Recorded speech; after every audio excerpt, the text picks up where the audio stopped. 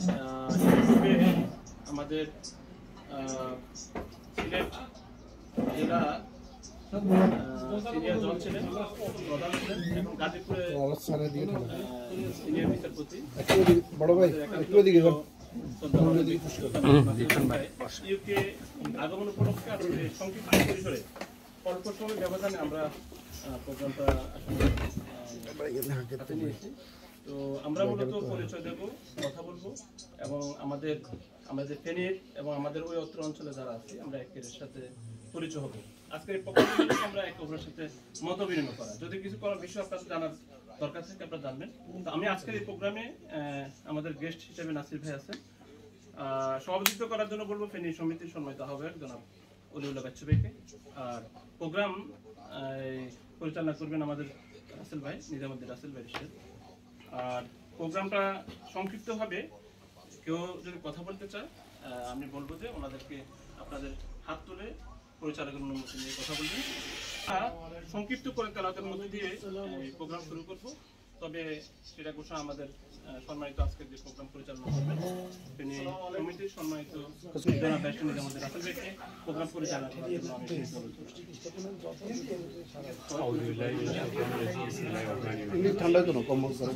ফেনী জেলার বিশেষ করে আমাদের সাগলাইয়া কুলগাজী পরশুরাম ডাউনিয়া সহ ফেনী সদরের যারা এখানে আজকে উপস্থিত আছেন, যাকে কেন্দ্র করে আমাদের আজকের এই প্রোগ্রাম, আমাদের ফেনী জেলার সম্মানিত ব্যক্তিত্ব যিনি গাজীপুর জেলায় সম্মানিত সিনিয়র জজ হিসেবে দায়িত্ব পালন করছেন জনাব নাসিরউদ্দিন সাহেবের আগমন উপলক্ষে আজকে উপস্থিত সম্মানিত ফেনীবাসী, আসসালামু আলাইকুম ওয়া রাহমাতুল্লাহি ওয়া বারাকাতুহু।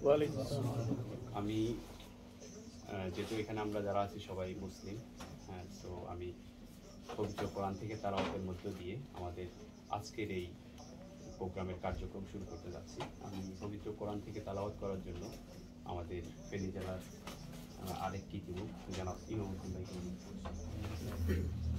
ইমাম হোসাইন। أعوذ بالله من الشيطان الرجيم بسم الله الرحمن الرحيم। আলহামদুলিল্লাহ, ধন্যবাদ জানাচ্ছি জনাব ইমাম ভাইকে। আমাদের প্রোগ্রামটা আজকে আসলে ওই ধরনের কোনো ফর্মাল ওয়েতে প্রোগ্রাম হবে না, উন্মুক্ত থাকবে অনেকটা, যেহেতু আমাদের একজন সম্মানিত অতিথিকে আগমন উপলক্ষে আমাদের এই প্রোগ্রামে আমরা এমন কিছু যেটার কারণে মানে অনেকটা কনজাস্টেড হয়ে যায়, অনেকটা উন্মুক্ত থাকবে আশা করি। আমি প্রোগ্রামে এখন হচ্ছে আমাদের ফেনীর যারা আছেন বা চাইলে অন্যরাও বলতে পারেন, এদিক থেকে শুরু একটু লাউডলি বলবেন। আসসালামু আলাইকুম, আমি আনোয়ার রাজীব টুটুল, বাড়ি ফেনী জেলার সোনাগাজী থানা চরসান্দিয়া গ্রামে। মেহমান আমি আব্দুল করিম মানিক, নোয়াখালী থেকে। জি, আমি ইউনুস বাশা, নোয়াখালী সেনবাগ থানা। আমি মোহাম্মদ আখতারুজ্জামান, আমার বাড়ি ফেনী সদর। আসসালামু আলাইকুম, আমার নাম শাহজাহান পাটোয়ারি, আমার বাড়ি সাগলাইয়া। আসসালামু আলাইকুম, আমার নাম নাজমুল হাসান খসরু, আমার বাড়ি নোয়াখালী সোনাইমুড়ি। আসসালামু আলাইকুম, আমি আজাদ, আমার বাড়ি সেনবাগ নোয়াখালী। আসসালামু আলাইকুম, আমি মহসিন, আমার বৈরব বাড়ি, আমি গেস্ট বাইরে। জাহিদ ভাই। আমার নাম জাহিদ, আমার বাড়ি হচ্ছে মতিগঞ্জ। আমি পরাগ, মাহফুজুর রহমান পরাগ, ফেনী সদর। আসসালামু আলাইকুম, আমার নাম রাকিব হোসাইন, আমার সোনাগাজী মতিগঞ্জ। আসসালামু আলাইকুম, আমার নাম খোরশেদ আলম বাচ্চু, আমার বাড়ি ফেনী ফুলগাজী। আসসালামু আলাইকুম, আমার নাম অলিউল্লাহ বাচ্চু, আর বাড়ি দাগনভূঞা, কাজ করি bank of England as a IT consultant হিসেবে, থাকি এনফিল্ড। আসসালামু আলাইকুম রহমতুল্লাহ, আমার নাম মাইনুদ্দিন, আমার বাড়ি সোনাগাজী, ফেনী জেলায়। আসসালামু আলাইকুম, আমি মামুন, আমি ফেনী সোনাগাজী। আসসালামু আলাইকুম, আমার নাম নাজিমউদ্দিন, ফেনী সোনাগাজী। আমি সানি নাসিরউদ্দিন, দাগনভূঞা। আসসালামু আলাইকুম, আমি দেলোয়ার হোসেন লিটন, বাড়ি সোনাগাজী। আমি শহীদুল্লাহ মুক্তার, ইউকে ভিসা ইমিগ্রেশনে কাজ করি, আর একাডেমিকলি আমি ফাইন্যান্সিয়াল অ্যানালিস্ট। বাড়ি কোথায় আপনার? দাগনভূঞা। আমি আব্দুল আল মামুন, ঢাকা মহাবাজার। মামুন হচ্ছে আমাদের নাসির ভাই সমসাময়িক ক্লাসমেট। জি মামুন ভাই কি হলো? আমি মামুন সিরাজ নবী, আমি সিলেট। আমার নাম মঞ্জু, আমার বাড়ি সোনাগাজী। আমি নিজামুদ্দিন ভুঁইয়া রাসেল, আমার বাড়ি ফেনী ছাগলমিয়া। আমার নাম মোহাম্মদ মোজাম্মেল ভুঁইয়া, আমার দেশের বাড়ি ফেনী। আমার নাম আবু নাসির মুজাহিদ, বাড়ি দাগনভূঞা। আর এই সাথে তো আছি চিনলাম না। আসসালামু আলাইকুম, আমার নাম জাকির হোসেন, আমার বাড়ি দাগনভূঞা সিলোনিয়া। আসসালামু আলাইকুম, আমি ইমাম হোসেন, বাড়ি ফেনী সদর শান্তিনিকেতন। আচ্ছা, আসসালামু আলাইকুম, আমি কিয়ম নাসিরউদ্দিন, আমার বাড়ি সোনাগাজী মতিগঞ্জ। আর আমি, আপনারা ইতিমধ্যে জানছেন যে আমি সরকারের সিনিয়র জেলা ও দায়রা জজ হিসেবে কর্মরত আছি বর্তমান গাজীপুর জেলায়। ধন্যবাদ সবাইকে। Thank you. ধন্যবাদ জানাচ্ছি সবাইকে। আমরা সবাই কথা বলতে পারি বা সবাই কথা যদি শুনতাম তাহলে ভালো হতো, কিন্তু আমাদের সময় আমাদেরকে সেই সুযোগ দিচ্ছে না। তো আমাদের এখানে সিনিয়র যে কয়জন ভাই আছেন, আমাদের কমিউনিটি যে কয়জন ব্যক্তিত্ব আছেন, তাদের কাছ থেকে আমরা চেষ্টা করবো 1 মিনিটের মধ্যে শেষ করার, যেহেতু time almost more than 9। So আমি প্রথমেই জনাব সিরাজুন নবী মামুন ভাইকে বলবো সংক্ষিপ্ত করে। আমি মানুষ আমি গেস্ট অফ নাসির ভাই, ওনার সঙ্গে আসছি আজকে এখানে। বাট এখানে যারা আছে সবাইকে আমি চিনতেছি মোটামুটি, আমাকেও আছে চিনতেছেন অনেকেই। এখানে সরকারি একটা কাজ করি, মোটামুটি চলে যাচ্ছে। ধন্যবাদ জনাব সিরাজুন নবী মামুন ভাইকে। আমি এই পর্যায়ে সংক্ষিপ্ত কথা বলার জন্য অনুরোধ করবো জনাব আখতারুজ্জামান ভাইকে।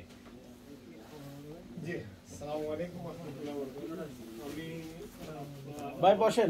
আমি আপনার এই দেশে আছি 15 বছর ধরে। এর আগে ইতালিতে ছিলাম দীর্ঘদিন। আমার মাইনুদ্দিন ভাই সহ আমাদের যারা পুরনো আছে হয়তো অনেকে আমাকে চিনেন। ইতালিতেও ছিলাম প্রায় 25 ইয়ার্সের মতো। কি বলেন? অসুবিধা নেই বন্ধু ভাই, আমরা ফ্রেন্ডলি এখানে ঘরোয়া ভাবে বসে বহু বছর পরে দেখছি তো সমস্যা নেই। আসসালামু আলাইকুম, আমার নাম মঞ্জুর আলম। আমার এখানে বক্তব্য দেওয়ার কিছু নাই, আমি হয়তো সামান্য স্মৃতিচারণ করতে পারি। তো আজকে আমাদের যে প্রধান অতিথি গেস্ট আসলে আমার ক্লাসমেট, আমরা একসাথে পড়ালেখা করছি। এবং তার পড়ালেখা জীবনে সে যখন পড়ালেখা করছে তখন একই রাস্তায়, পাশের বাড়িও বলতে পারেন, একই বাড়ি বলতে পারেন, ওখানে থাকি সে পড়ালেখা করছে। যার কারণে ওর সাথে আমাদের সম্পর্ক আরও গভীর ছিল। যেমন ক্লাসমেট যারা থাকে অন্য জায়গা থেকে আসছে, স্কুল চলা অবস্থায় হয়তো তাদের দেখা হয়, ওর সাথে সারাক্ষণে দেখা হয়। আমি জানতাম আমার একজন ক্লাসমেট জজ হয়েছেন, এটা আমি ভালো করে জানতাম। 35 বছর পরে কালকে পরশু দিন না এখানে হঠাৎ করে দেখা, ও আমাকে চিনতেই পারে নাই। প্রায় 10-15 মিনিট পরে আমার আবার ও আমার বাবার ছাত্র। আমি যে কলেজে পড়ালেখা করতাম আমার বাবারই ছাত্র, আমার বাবা স্কুল টিচার। আসলে স্মৃতিচারণ করলে অনেক কিছু করা যাবে, সময়ও বলছে অনেক কম। তো আমরা সবাই ওনার জন্য দোয়া করবেন, ওর জন্য দোয়া করবেন, ওর জন্য আরও এগিয়ে যেতে পারে, আমরা সামনে আরও সুন্দর জানতে পারি। এগুলো আমার বক্তব্য শেষ করবো। স্মৃতিচারণগুলো অনেক কিছু, অনেক সময় লাগবে, যার কারণে আমি সংক্ষিপ্তভাবে এখানে শেষ করলাম। খোদা হাফেজ, সবাই ভালো। ধন্যবাদ জনাব মঞ্জুর আলম ভাই। আমি সংক্ষিপ্তভাবে কথা বলার জন্য জনাব নাসিরউদ্দিন সানি ভাইকে অনুরোধ করছি। আসসালামু আলাইকুম রহমতুল্লাহ। সবাইকে অসংখ্য ধন্যবাদ। এই সুন্দর সন্ধ্যাকে আপনারা সোনালি আকার ধারণ করলেন। ফেনী এবং ফেনীর বাইরের অনেক আমাদের শুভাকাঙ্ক্ষীরা এসছেন ফেনীর এক কৃতি সন্তানকে বরণ করতে। ওনার যুক্তরাজ্যে আগমনকে আমরা সোনালি স্মৃতি হিসেবে ধরে রাখব। আমরা আশা করি ওনার কর্মময় জীবনে উনি সাফল্যের আরও উচ্চ শিখরে আরোহণ করবেন এবং উনি আমার ব্যক্তিগতভাবে নামটা যেন মনে রাখেন, ওনার নামে আমার নাম। আমি সানি নাসিরউদ্দিন। সবাইকে ধন্যবাদ আবারও জানাচ্ছি আমাদের আজকে অতিথিকে বরণ করার জন্য। আসসালামু আলাইকুম। ধন্যবাদ জনাব নাসিরউদ্দিন সানি ভাই। আমি এই পর্যায়ে কথা বলার জন্য বিনীত অনুরোধ করবো জনাব খসরু ভাইকে। আসসালামু আলাইকুম। আমরা নোয়াখালী, গ্রেটার নোয়াখালী সোনামুড়ি। এখানে সবার আগে ফেনীর ওই ভদ্রলোকের সাথে আমার পরিচয় বেশি না, মাত্র 35 বছর। তো ওই দিন আমি আমাদের গ্রেটার নোয়াখালীর এই কৃতি ব্যক্তিকে পায়া অনেক খুশি হয়েছি, অনেক পরিচিতি হয়েছি।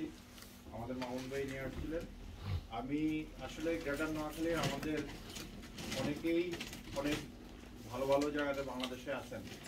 তো আমরা আশা করব ওনারা আমাদের নোয়াখালীর বিশেষত বিভাগের ব্যাপারটা, আমি ব্যক্তিগতভাবে বলবো, আমরা কিছুদিন আগে এখানে বিভাগের জন্য একটা আন্দোলন করছিলাম, যেটা কি বলে আমাদের প্রাপ্য, ন্যায্য প্রাপ্য, এটা আমি মনে করি। কিন্তু দুর্ভাগ্য হলো যে আমরা এমন একটা দেশের এমন একটা জাতি, এটা আমাদের আন্দোলন করে হয়তো পাইতে হবে, কিন্তু আমরা এমনিই পাওয়ার কথা, অনেকে এমনিই পেয়ে গেছে আমাদের চেয়ে কম ইয়েতে। তো আমি ওনার কাছে অনুরোধ করব যে ভাই, আপনাকে পাইয়া আমরা আনন্দিত, কিন্তু যদি আপনাদের পক্ষ থেকে কোনো জায়গাতে প্রশাসনিক কোনো কাজে যদি কোনো কিছু করার থাকে, আপনারা এই জিনিসটা চেষ্টা করবেন। Thank you very much. এই পর্যায়ে সংক্ষিপ্ত কথা বলার জন্য জনাব মোজাম্মেল হক ভূঁইয়া সাহেবকে। আসসালামু আলাইকুম।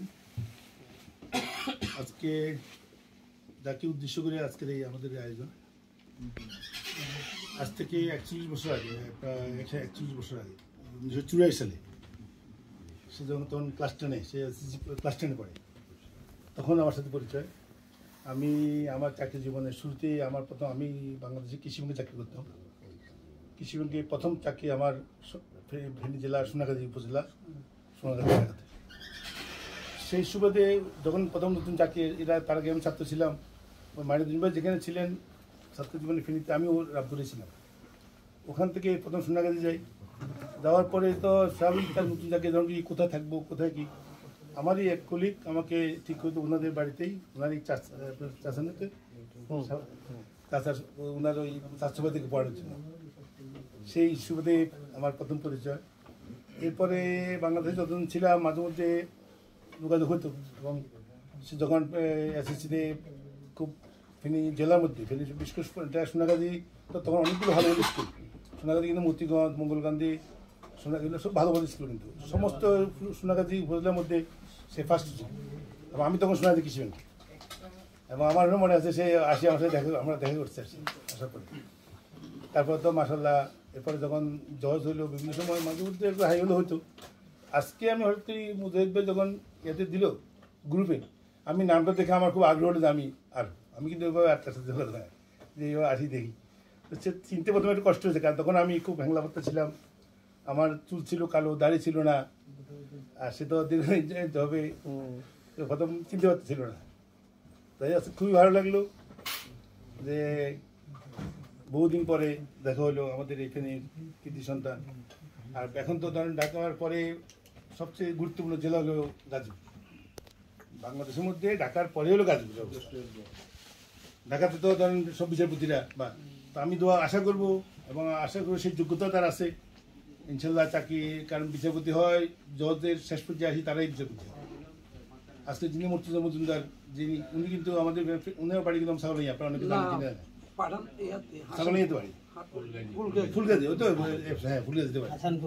উনি এক সময় ফেনী জেলা জজ ছিলেন, ঢাকাতে দ্রুত বিচার ট্রাইব্যুনালের বিচারক ছিলেন, ঢাকা ঢাকাতে এক সময় যে দ্রুত একসাথে যে মামলা রায় উনি দিচ্ছিলেন, একসাথে যে 5 বছর মামলা রায় হলো না, উনি ঢাকাতে, তখন ঢাকা জেলা দ্রুত বিচার ট্রাইব্যুনাল 2 বিচারক ছিলেন। আমি ওর সাথে গেছিলাম, তখন উনি একটা কাজে গেছি, দেখছি উনি তখন একসাথে বিচারের রায় লিখতেছে। এই অবস্থা আমার সাথে দেখা হয়েছিল। তো আমি আশা করবো যে মুর্তজা সাহেব এখন বিচারপতি বা ইয়ে হচ্ছে, আমি আশা করবো আমার ছোটো ভাই ইনশাল্লাহ তার সেই যোগ্যতা আছে, আপনারা সবাই দোয়া করবেন সেই জন্য, অন্তত হাইকোর্টের একজন বিচারপতি হয়ে আমাদেরকে আরও আমাদের মুখ উজ্জ্বল হয়, এবং আরও অত্যন্ত সফলতা কামনা করছি। সবাইকে ধন্যবাদ, আর বিশেষ করে মুজাহিদ ভাইকে বিশেষ ধন্যবাদ যে আজকের এই আয়োজনটা, এবং উনি আমাকে পার্সোনালি কন্ট্যাক্ট করার পরে আমি আশা দেখাটা হইল আর কি। তো সবাইকে ধন্যবাদ। আর বিশেষ করে আজকে যিনি জেলা জজ, সিনিয়র জজ, এবং উনি যেন বিচারপতি হতে পারেন, সবাই সাথে দোয়া করবেন। আমরা সবাই প্রত্যাশা করি, আশা করি সেই যোগ্যতা এবং সব রকমের গুণাগুণ তার আছে ইনশাল্লাহ। তার সফলতা আজকের এই অনুষ্ঠান তো তার জন্যই। তো এই আমরা তার আরও উত্তর সফলতা কামনা করছি। আর সবাইকে ধন্যবাদ। আসসালামু আলাইকুম। ধন্যবাদ জনাব মোজাল্লাম মেহক ভূঁইয়া সাহেব। আমি এই পর্যায়ে সংক্ষিপ্ত কথা বলার জন্য অনুরোধ করতে জনাব খুরশেদ আলম বাচ্চু ভাইকে। বিসমিল্লাহির রহমানির রহিম। উপস্থিত আজকে আমাদের ফেনী সন্তান, আমাদের প্রিয়, আমাদের গৌরব দর্শকের আগমন উপলক্ষে সম্মানিত সভাপতি, উপস্থিত প্রিয় ভাইরা, আসসালামু আলাইকুম ওয়া রাহমাতুল্লাহি ওয়া বারাকাতুহু। আসলে বক্তব্য এখানে দেওয়ার কিছু নেই, কিন্তু হঠাৎ আমরা এই কালকে শুনলাম উনি আসছে। তো আমরা সবচাইতে খুশি এবং আনন্দিত, যিনি আমাদের ফেনীর গৌরব, এটাই আমাদের কাছে। আসলে ওনাকে দেখার জন্য আমরা এখানে আসছি। আমরা কিন্তু এখান থেকে একটু আমাদের বাসা একটু দূরেই, তারপরে উনি যখন আসছে শুনছি, আমরা বললাম যে তো আমাদের ফেনীর বড় ভাই এখানে আসছি, আমরা আসলে অনেক আনন্দিত উনি আসছেন। আসলে এই সময় কম, আর আমি ওনার সম্বন্ধে এখানে রাকিব থেকে বা যে আমাদের মাহিউদ্দিন ভাই সহ ওনারা ওনার সম্বন্ধে বলছে, তা আমি শুধু এইটুকু বলবো, উনি আসছেন, আমরা অত্যন্ত আনন্দিত। আসলে আমরা যদি আরও একটু আগে এগোতাম, আমাদের ফেনী কিন্তু আমরা এখানে অনেক শত শত লোকই থাকি, আমরা হয়তো আর একটু ভালো একটা আয়োজন আর একটু বড় করতে পারতাম। দেখ তারপরেও কত প্রথমে যা ইমার্জেন্সি এত হয়েছে, তারপরেও এখানে আমরা মজাদ ভাইকে ধন্যবাদ জানাই, ওনার অনেকটুকু সহযোগিতা ছিল। এখানে সবাই আসছেন, সবাইকে ধন্যবাদ। এবং যে আমাদের আজকে বড় ভাই এখানে আসছেন, আমরা আসলে অত্যন্ত আনন্দিত যে আমরা ওনাকে নিয়ে আমাদের গৌরব করার মতো অনেক কিছু আছে। ওনার অনেক সুনাম খ্যাতি আছে, যে গাজীপুর আসলে এটা অনেক, ঢাকার পরেই কিন্তু গাজীপুর এটা অনেক একটা গুরুত্বপূর্ণ স্থান। ওই জায়গাতে উনি সিনিয়র জজ হিসাবে কর্মরত আছেন। আমরা শুধু দোয়া করব এবং দোয়া করি উনি আমাদের জন্য দোয়া করবেন। আমরা দোয়া করি উনি যেন, ওনাকে দিয়ে আমরা ফেনীর মানুষ যেন আরও উত্তর এগিয়ে যেতে পারি, এবং ওনার যেন আমাদের ফেনীবাসী ওনার ভালো রায়ে এবং মন্তব্য আমরা ফেনীবাসী যেন আরও আগামী দিনে গৌরবান্বিত হতে পারি, ওই ধরনের কাজ করবে। আমরা দোয়া করি আল্লাহ পাক যেন ওনাকে অনেক অনেক বড় করে। এটা আমাদের অন্তরস্থল থেকে আমি ব্যক্তিগতভাবে দোয়া করি এবং সবাই দোয়া করো, কারণ ওনাদের মতন লোক আমাদের জন্য, আমাদের দেশের জন্য গৌরব একটা অনেক বড় হয়েছে। তো এই আসলে আমাদের এই যে মন্ত্রী সাহেব, ওনার বাড়ি আর আমার বাড়ি খুবই পাশাপাশি। আমার বাড়ি জিএমআর ইউনিয়ন, ওনার বাড়ি আনন্দপুর ইউনিয়ন। আমাদের আগে জিএমআর আনন্দপুর একটা ইউনিয়ন ছিল, এটা 88 যে জাফরিগঞ্জ থাকতে এটা বার হয়েছে আছে। এবং আমাদের আরেক ছোটো ভাই ফেনী এতে আছে, আমাদের এই পাশের গ্রামেরই। তো আমরা আসলে ওনাদেরকে, ওনারা আমরা যখন বলে যে ফেনীর উনি জজ, অমুক মন্ত্রী, অমুক প্রধানমন্ত্রী, অমুক একজন ভালো ডাক্তার, উনি একজন ভালো কবি সাহিত্যিক, আমরা আসলে এটা আমাদের জন্য অনেক গৌরবের বিষয়। তো উনি আসছে, আসলে আমরা অন্তত হৃদয় করে দোয়া করবো আল্লাহ পাক যেন ওনাকে দিয়ে আমাদের ফেনীর আরও সুনাম আমরা যেন আগামী দিনও রাখতে পারি। আল্লাহ পাক যেন ওনাকে সুস্থ রাখে, উনি যেন ওনাকে দিয়ে যেন ভালো কাজগুলো করে, এই আশা প্রত্যাশা করে, এবং ওনার সুস্বাস্থ্য দীর্ঘায়ু কামনা করে, এবং উনি যে এতটুকু এখানে আছে উনি যেন সুস্থ সবলভাবে আবার ওনার কর্মস্থলে ফিরে যেতে পারে, এই দোয়া করে আমি আমার বক্তব্য শেষ করছি। সবাইকে ধন্যবাদ। আসসালামু আলাইকুম। ধন্যবাদ জনাব খুরশেদ আলম বাচ্চু ভাইকে। আমি সংক্ষিপ্ত কথা বলার জন্য অনুরোধ করতেছি আমাদের ফেনী কমিউনিটির সম্মানিত জনাব মাইনুদ্দিন ভাইকে। উপস্থিত সম্মানিত সভাপতি, আজকে আমরা যাকে নিয়ে অনুষ্ঠানের আয়োজন করেছি, সম্মানিত আমার বড় ভাই নাসির, উপস্থিত গণ্যমান্য ব্যক্তিবর্গ, আসসালামু আলাইকুম রহমতুল্লাহ। নাসির ভাই সম্পর্কে আমি কি স্মৃতি ধারণ করবো, সেটা তো অনেকে ওনার সম্পর্কে শুনেছেন, বাট আমি ওনার সাথে একই হাই স্কুলে লেখাপড়া করেছি। উনি যখন ক্লাস 7-এ পড়তেন আমি ক্লাস 6-এ ছিলাম। আমাদের যখন বার্ষিক পরীক্ষা, আজকে ওনাকে আমি সেই স্মৃতিচারণ করতেছিলাম। মেধাবী ছাত্ররা সাধারণত যখন কোথাও ঠেকে যায় তখন তারা কিন্তু ইমোশনাল হয়ে যায় এবং অনেক সময় কান্না করে ফেলে। তো নাসির ভাই এরকম একটা ওনার একটা কমন একটা প্রশ্নের উত্তর সম্ভবত উনি ভুলে গেছিলেন। ওই খাতার সামনে নিয়ে হলের মধ্যে কান্না করতেছিলেন। উনি ছিলেন একই টেবিলে ছিলাম আমরা, ক্লাস 6-এর একজন, 7-এর একজন, এক টেবিলে। তো আমি আজকে সেই স্মৃতিচারণ করতেছিলাম যে আপনার খেয়াল আছে আপনি যে পরীক্ষার হলে কান্না করছিলেন যে প্রশ্নের উত্তর ভুলে যাওয়ার কারণে। তো নাসির ভাই আসলে আমাদের গর্বের। আরও কিছু স্মৃতি আছে ওনার সাথে, ওনার খেয়াল আছে কিনা, ওনার সম্ভবত চাচাতো ভাই একরাম আমাদের বন্ধু ছিল। নাসির ভাই সহ আমরা একসাথে আমাদের অনেক দুষ্টামির সময় কাটছি এক সময়। তারপরে ওনারই এক আত্মীয় আমার বয়উডের বন্ধু ছিল, আমার ক্লাসমেট, বর্তমানে সন্দ্বীপের উপজেলা শিক্ষা অফিসার, সম্ভবত আপনার মামাতো ভাই বা ফুয়াতো ভাই এরকম কিছু একটা হয়। ওই আমরা প্রায় অনেক সময় কাটাইছি, খুব সুন্দর বৈচিত্র্যময় সময় ছিল আমাদের শৈশবের। তো নাসির ভাইয়ের জন্য স্পেশালি আমি গর্ব করি, স্পেশালি সোনাগাজীর মানুষ হিসাবে, যে ওনার মতো মানুষ যে জায়গায় গেছে এবং সুনামের সাথেই উনি আজকের এই জায়গায় অধিষ্ঠিত, সিনিয়র জজ গাজীপুর। এটা আমরা ওনাকে নিয়ে গর্ব করি এবং গর্ব করার মতোই উনি মানুষ। আমরা চাই নাসির ভাইকে নিয়ে আরও গর্ব করতে। আল্লাহ রহমতের সামনে ওনার জন্য আরও বড় জায়গা অপেক্ষা করছে, যেটা বাংলাদেশের হাইকোর্ট, সুপ্রিম কোর্টের যে বিচারপতি, ওনাদের মধ্যে থেকেই আসবে, সিনিয়র জজদের মধ্যে থেকে এই বিচারপতিরা হয়। তো আমরা সেই গর্বে গর্বিত হওয়ার জন্য আমরা ওনার কাছে সেটা আশাবাদী। ওনার যে সুনামের সাথে যে বিগত ক্যারিয়ার উনি নিয়ে আসছেন, সামনের দিকে উনি সেভাবে সুনামের সাথে যাবেন এবং আমরা বাংলাদেশের সর্বোচ্চ বিচারালয়ের বিচারক হিসাবে ওনাকে দেখতে চাই এবং ওনাকে নিয়ে আমরা আরেকবার গর্ব করতে চাই। আর কথা ওই যে আমার ওই যে বলছে আমার 35 বছরের দোস্ত খসরু ভাই, আমরা আমাদের আদি জেলা হচ্ছে নোয়াখালী। নোয়াখালী বাঘ হয়ে আমরা নোয়াখালী, লক্ষ্মীপুর, ফেনী হয়েছি, কিন্তু আমাদের মূল আটি কিন্তু নোয়াখালী প্রাচীন জেলা। তো যেহেতু প্রাচীন জেলাকে বিভাগের দাবি উঠে, সেখানে আমরা যে 3 ভাই এখন ভাগ হয়েছি, আমাদের 3 ভাইয়ের ঘাড়ে দায়িত্ব বর্তায়। তো আপনার প্রতি আমাদের অনুরোধ থাকবে, প্রশাসনের যে অবস্থানে আপনি আছেন, আপনার পক্ষে যদি সম্ভব হয় নোয়াখালীকে বিভাগ করার দাবিতে কোনো প্রশাসনিক সহযোগিতা আপনি ইনশাল্লাহ দিয়ে যাবেন। আমরা এটা হচ্ছে আমার বৃহত্তর নোয়াখালীর বিভাগের দাবিতে যারা আমরা আন্দোলনরত আছি, আমাদের পক্ষ থেকে আপনার প্রতি আমাদের বিনীত অনুরোধ। যাই হোক, আমি এবারও আমার উনি জানেন আমার নিজের ভাগিনা বর্তমানে বাংলাদেশের জনশক্তি মন্ত্রণালয়ের যুগ্ম সচিব আব্দুল হাই পিএ। আমাদের ফেনী জেলার মধ্যে মনে হয় এখন সর্বোচ্চ সচিবালয়ের পদধারী আর কি, আব্দুল হাই পিএ আমার ভাগিনা। Let me finish. আমরা গর্বিত যে এর নিজস্ব পরিচিতর মধ্যে আমাদের ভাই বেরাদর আত্মীয় স্বজনের মধ্যে এরকম বড় নামের সাথে আছে। যাই হোক, আমি সবাইকে ধন্যবাদ জানাচ্ছি, নাসির ভাইকে আজকে আপনারা এখানে এসে ওনার সাথে মত বিনিময় করার জন্য, সময় দেওয়ার জন্য, এবং নাসির ভাইকেও ধন্যবাদ জানাইছি যে আপনি সুযোগ পাওয়া এখানে ইউকেতে আসছেন এবং ফেনী জেলার লোকজনকে খুঁজে নিয়েছেন। আমরা আপনাকে নিয়ে গর্বিত। ধন্যবাদ সবাইকে। নাসির ভাইকে আবারও ধন্যবাদ। আশা করি আপনি আমাদের জন্য আরও গর্বের কিছু নিয়ে আসবেন। আসসালামু আলাইকুম রহমতুল্লাহ।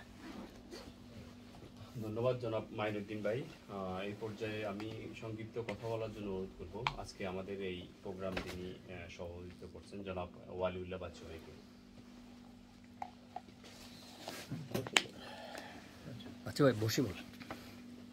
সম্মানিত উপস্থিতি, আজকের আমাদের এই ফেনীবাসীর সবাইকে আসসালামু আলাইকুম।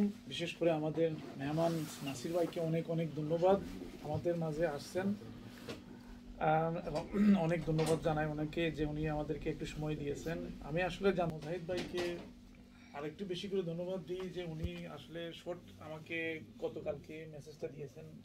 আমি বলছি যে অবশ্যই আমি আসবো এবং ভাইয়ের সাথে আমি অবশ্যই দেখা করব। আমাদের এই ফেনীবাসী যেখানে আমরা অনেক আগে যেভাবে ছিল এখন বর্তমানে আমাদের অলমোস্ট আমি মনে করবো যে মিলিয়নের কাছাকাছি হয়ে যাবে যে আমাদের ফেনি যেভাবে আমরা দেখতেছি। আজকে আমরা যে মোজাহিদ ভাই করছেন, মোজাহিদ ভাইকে অনেক ধন্যবাদ জানাই।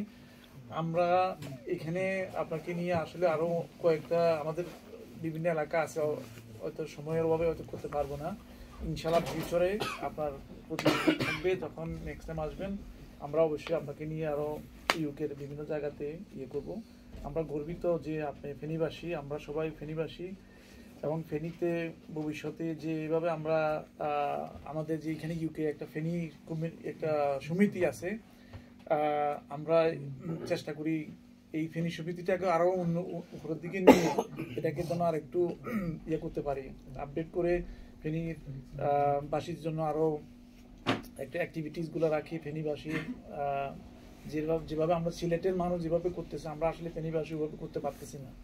ইনশাল্লাহ আশা করি ভবিষ্যতে একটু কিছু করার চিন্তা ভাবনা আছে। তো আমাদের একটা অনুরোধ থাকবে, আমরা যারা ইউকেতে আছি, বাংলাদেশে বিভিন্ন সমস্যায় পড়ি, অনেক সময় অনেক কিছু আসলে অ্যাডভাইসের জন্য আমাদের দরকার হয়। তা আশা করি সবাই উপকৃত হবে আপনার মাধ্যমে, এবং অনেক ধন্যবাদ জানাই যে আজকে আমাদের মাঝে আসার জন্য, এবং সবাইকে অনেক অনেক ধন্যবাদ এখানে উপস্থিত থাকার জন্য। আসসালামু আলাইকুম। ধন্যবাদ জনাব ওয়ালিউল্লাহ বাচ্চু ভাই। আমরা প্রোগ্রামের শেষ প্রান্তে এসে উপনীত হচ্ছি। আসলে আমাদের ইউকেতে মোর দেন 15,000 ফেনীবাসী আছেন। আমরা যদি কোনো একটা রিসেপশন প্রোগ্রাম বা কাউকে অভ্যর্থনা দিতে যাই, আমাদের মানে ইচ্ছে থাকা সত্ত্বেও সবাইকে একত্রিত করা সম্ভব হয় না। আজকে আমাদের এই রিসেপশন প্রোগ্রাম খুব বলা যায় খুব শর্ট নোটিসে হচ্ছে। বিশেষ করে মুজাহিদ ভাই যতটুকু পারছেন সবাইকে সংক্ষিপ্ত নোটিসের মাধ্যমে এখানে নিয়ে আসছেন। তো আমরা আমাদের আজকের প্রোগ্রামের যিনি আমাদের প্রধান আকর্ষণ, যাকে কেন্দ্র করে আমাদের আজকের এই রিসেপশন প্রোগ্রাম, জনাব নাসিরউদ্দিন সাহেবের বক্তব্য শুনবো, ওনার কাছ থেকে ওনার গুরুত্বপূর্ণ কথা শুনবো। তার আগে আমি আমাদের সম্মানিত মেহমানকে আমাদের ইউকেতে ফেনী সমিতির পক্ষ থেকে বরণ করে নেওয়ার জন্য আমি জনাব আবু নসর মুজাহিদ, ইমাম হোসেন, জাকির হোসেন, রাকিব হোসেন আপনাদেরকে অনুরোধ করছি।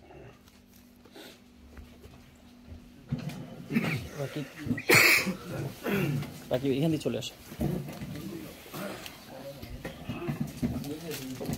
রাকিব এখান থেকে চলে আসো।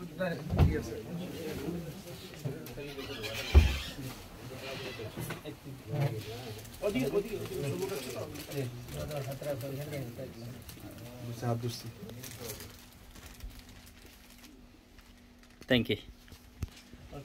সবাইকে অসংখ্য ধন্যবাদ ওনাকে সম্মানিত করার জন্য।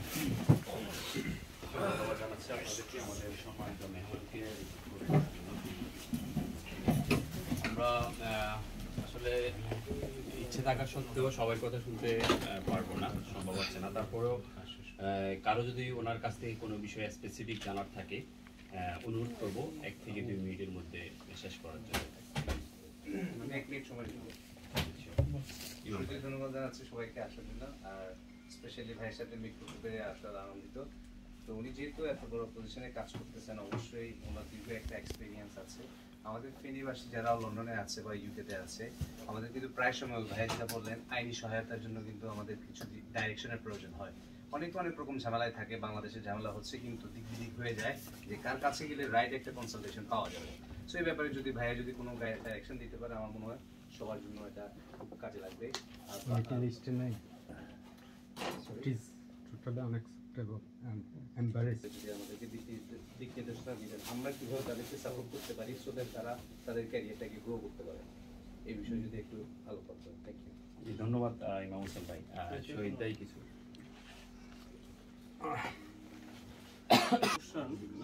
আমরা আমাদের সম্মানিত অতিথির কাছে একটা কোশ্চেন বলবো, উনি একটু কথা বলবে। আচ্ছা শেষ করে বলেন। ওই কোশ্চেনটা আমরা সবাই জানার জন্য যে আমরা এখন জানি প্রায় স্বাধীনতার পরে প্রায় 54 বছর পরে আমাদের দেশের আইন বিভাগ থেকে বিচার বিভাগটাকে আলাদা করা হয়েছে। আমরা এক্ষেত্রে কি কি ফ্যাসিলিটি পেতে পারি, জনগণ কি ফ্যাসিলিটি পেতে পারে, এবং কি রকম আমরা আমরা বিশেষ করে এটাতে বাংলাদেশে আইন আইনের ক্ষেত্রে বিচারের ক্ষেত্রে কতখানি সততা আসতে পারে আমরা আমাদের সম্মানিত বিচারপতি আমাদের আজকে আমাদের জানবো ইনশাআল্লাহ। আপনার প্রশ্ন থাকলে বলতে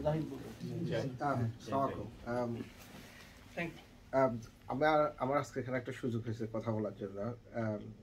আমি আসলে নাসির মামার কাছে কৃতজ্ঞ, কারণ আমি যখন ছোটবেলায় পড়ালেখা করতাম, আজকে আমি যেখানে আসছি এটার জন্য ওনার হিউজ কন্ট্রিবিউশন আছে। আমি যখন ঢাকাতে পড়তাম, উনি আমাকে মানে এমনভাবে, সেটা আমার গ্রাজুয়েশনে বলেন, ওনার কারণে কেন আমি গ্রাজুয়েশনে ফার্স্ট ক্লাস পাইছি। ওনার আদরে, ওনার গাইডেন্সে আজকে আমি লন্ডন আসছি, এখানে আসি লেখাপড়া করছি, আজকে আল্লাহর রহমতে একটা ভালো চাকরি করি। ওনার অনেক কন্ট্রিবিউশন আছে। 15 বছর আগে উনি আসছিল, সেই আমার কাছে, এখন আবার উনি আসছে। থ্যাংক ইউ বাবা, থ্যাংক ইউ। আর কারো যদি কোনো বিষয়, আর একটা কথা, উনি চলে যাবে সকাল 4টার সময়, মনে হয় এয়ারপোর্ট চলে যাবে। বিষয়ে জানার আছে অনেকে, অনেক বিষয়ে বলছেন। আমরা এই পর্যায়ে সবকিছু মিলে আমাদের উদ্দেশ্যে কথা বলার জন্য আজকে প্রোগ্রামের সম্মানিত মেহমান জনাব নাসির উদ্দিন সাহেবকে বিনীত অনুরোধ করছি। বিসমিল্লাহির রহমানির রহিম। সম্মানিত যুক্তরাজ্যস্থ স্পেনবাসী এবং গ্রেটার নোয়াখালীবাসী সহ সম্মানিত সুধীবৃন্দ, আসসালামু আলাইকুম। এতক্ষণ পর্যন্ত আপনারা অনেক বক্তব্য দিয়েছেন। আসলে এখানে বক্তব্য বিষয় না, এটা হলো আমাদের একটা আন্তরিকতার বহিঃপ্রকাশ। আমি সরকারি চাকরি করি, এখানে আসছি, আপনাদের সবার সাথে দেখা হয়েছে, আপনারা সবাই একত্রিত হয়েছেন। এইটা হলো সবচেয়ে বড় জিনিস, পারস্পরিক সম্প্রীতি, সহানুভূতি। এটা হলো মানুষের একটা অর্জন, মানুষের বিশেষ গুণাবলী। মানুষ হিসাবে আমরা দুনিয়াতে আসছি, প্রত্যেকেই যার যার কর্ম নিয়ে ব্যস্ত থাকি। যতদিন আমরা কর্মক্ষম থাকবো ততদিন এভাবেই আমাদের জীবন চলবে। প্রত্যেকে প্রত্যেকের অবস্থানে কাজ করে যাচ্ছি। আমরা পরস্পরের প্রতি সহযোগিতা করব, সহানুভূতি থাকবে, এটা আমাদের মূল উদ্দেশ্য থাকবে, আমাদের ভিতরে অন্তরে থাকতে হবে। আমি এখানে পরশুদিন এসেছিলাম, সেখানে আমার বন্ধু, আমার ক্লাসমেট মঞ্জুর সাথে দেখা হয়েছে। আমার অনেক ভালো লাগছে যে মঞ্জুর সাথে 25 বছর পরে আমার দেখা হয়েছিল এখানে সেদিন। তারপরে তো আমার যে ইচ্ছা ছিল না, ওর সাথে এতক্ষণ কথা বলতেছিলাম, এত ভালো লাগতেছিল আর। তো আজকে আবার আরেক মাইনুদ্দিনের সাথে দেখা এবং ভাইয়ের সাথে দেখা। তো এরকম যারা আপনাদের অনেকের সাথে আমার পরিচয় নাই, কিন্তু আমার কাছে মনে হচ্ছে যে আপনারা আসলে সবাই খুব আন্তরিক, যার কারণে আপনার এলাকার একজন মানুষ এখানে আসছে, সেজন্য আপনারা দূর দূরান্ত থেকে এখানে চলে আসছেন। অনেকে অনেক দূর থেকে আসছেন, আমি শুনেছি অনেক কষ্ট করে আসছেন এই কঠিন ঠান্ডার মধ্যে। তো এই জন্য আপনাদের কাছে আমি কৃতজ্ঞ। আসলে এই কৃতজ্ঞতা প্রকাশ করার ক্ষমতা আমার নাই। আমার খুবই ভালো লাগতেছে যে আপনারা এত মানুষকে ভালোবাসতে পারেন। আমরা বিভিন্ন জেলায় আমরা চাকরি করেছি। আমি ঢাকা বিশ্ববিদ্যালয় থেকে সর্বোচ্চ ডিগ্রি নিয়ে বিসিএস পাশ করে আমি 1999 সালে সহকারী জজ হিসাবে চাকরিতে যোগদান করেছি। আমার 26 বছর চাকরি শেষ করে 27 বছর চলছে। তো বিভিন্ন জেলায় আমি চাকরি করেছি। আমি শুধু এটুকু বলবো আপনাদেরকে যে আমি আমার এই ব্যক্তিগত এবং পারিবারিক এবং আমার চাকরি জীবন সর্বক্ষেত্রে আমি সততা মেনটেন করে চাকরি করি। আমার বাবা ছিলেন কলেজের শিক্ষক বা সোনাগাজী ইসলামিয়া সিনিয়র মাদ্রাসা আলিম ফাজলে ক্লাস করাইতেন। উনি কলকাতা ইউনিভার্সিটি থেকে পাশ করা মানুষ, উনি বাংলাদেশ থেকে পাশ করেননি। তো আমি যখন বিসিএস পাশ করে যখন জাজ হলাম, আমার বাবা আমাকে একটা কথা বলেছিল যে দেখো, তুমি লেখাপড়া শিখে আল্লাহ তোমাকে পুলিশ অফিসার বানাইতে পারতো, বিসিএস দিয়েছো, তোমাকে অন্য কোনো কাস্টমস অফিসার বানাইতে পারতো, ট্যাক্সের অফিসার বানাইতে পারতো। বিসিএস তো আপনারা জানেন একটা সমন্বিত পরীক্ষা, সেখান থেকে সরকার সিলেকশন দিয়ে বিভিন্ন ক্যাডারে পোস্টিং দেয়। তো তোমাকে আল্লাহ তাআলা বিচারকের আসনে দিয়েছে। বিচারক মানে আল্লাহর প্রতিনিধি, বিচারক মানে আল্লাহ মানুষের মৃত্যু দেয়, আর সেই আল্লাহর ক্ষমতাটাকে তোমার বেস্ট করছে আল্লাহ। তুমি একজনকে অর্ডার করবা, মৃত্যুদণ্ডে দণ্ডিত করবা, সেটাকে রাষ্ট্রীয়ভাবে কার্যকর করা হবে। তো তুমি এরকম একটা সম্মানিত পোস্ট আল্লাহ তোমাকে দিয়েছে, তুমি সারা জীবন ন্যায় বিচার করবা।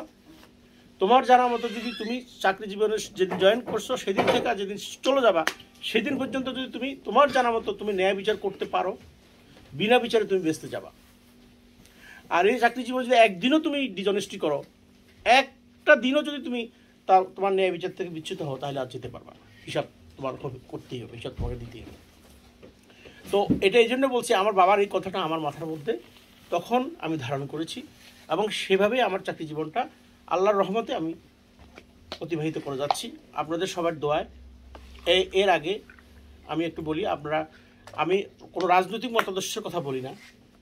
আমি ব্যক্তিগতভাবে অনেক সময় যারা সৎ থাকে, যে সরকারি আসুক, তাদেরকে তেমন কিছু করতে পারে না। তো যেহেতু আমি চাকরি করেছি, আমার ব্যক্তিগত কিছু বিষয় আমার বন্ধুবান্ধবরা হয়তো জানতে পারে। আমরা সততার সহিত চাকরি করেছি, বিধায় আমাদেরকে সব সময় সব সরকারি যে আসুক আমাদেরকে সম্মান করে, যেহেতু আসলে দেখে যে এই বিচারকটা কি আসলে সৎভাবে চাকরি করছে কিনা।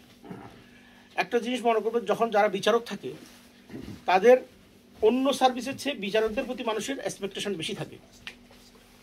মানুষ বলে যে বিচারক আল্লাহর পরে বিচারকের স্থান, এটা মানুষের মনের একটা কথা, সাধারণ মানুষের। তো সেজন্য এই বিচারককেও মাথার মধ্যে রাখতে হবে যে আমি যে বিচার করছি এটা আল্লাহকে জেনে শুনে, হাজির নাজির জেনে আমাকে বিচারটা করতে হবে। আমি যাতে কখনোই অন্যায় বিচার না করি, আমার আবেগের বশবর্তী হয়ে, আমি লোভের বশবর্তী হয়ে আমি যদি একটা অন্যায় বিচার করি, সেটা আল্লাহ দেখতেছে। তো আমি আপনাদেরকে বলি, যখন আমরা জেলা জজ হই, পদোন্নতি পাই, তখন আমরা মৃত্যুদণ্ডের দণ্ডিত আসামির বিচার করি এবং ফাঁসির আদেশ দিই। তো আপনাদেরকে আমি বলি যে ইতিমধ্যে আমি ফাঁসির আদেশও অলরেডি দিয়েছি। তো এটা বলছি এই জন্যই যে ফাঁসির আদেশ তাকে আমি মৃত্যুদণ্ডে দিয়ে দিচ্ছি, সেটা রাষ্ট্র কার্যকর করবে। এই যে একটা কত বিশাল একটা আল্লাহর দায়িত্ব আমি এখানে পালন করেছি।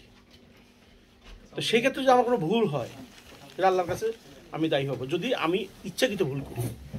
আর অজান্তে ভুল করলে সেটা তো আল্লাহ দেখতেছে, এবং উপরের আদালত আছে, supreme court, high court, chief justice আছে, তারা দেখবে। আমার বিষয়টা এটা বলছি যে সততা একটা বড় জিনিস। যারা সৎভাবে চাকরি করে তাদের সম্মান সবসময় থাকে। আমি সৎভাবে চাকরি করেছি এবং সৎভাবে চাকরি করে যাচ্ছি। তো আমার মাইনুদ্দিন সহ আমার অনেকে আমার বন্ধুবান্ধব বলেছে যে আপনাকে আমরা সুপ্রিম কোর্টের বিচারক হিসেবে দেখতে চাই।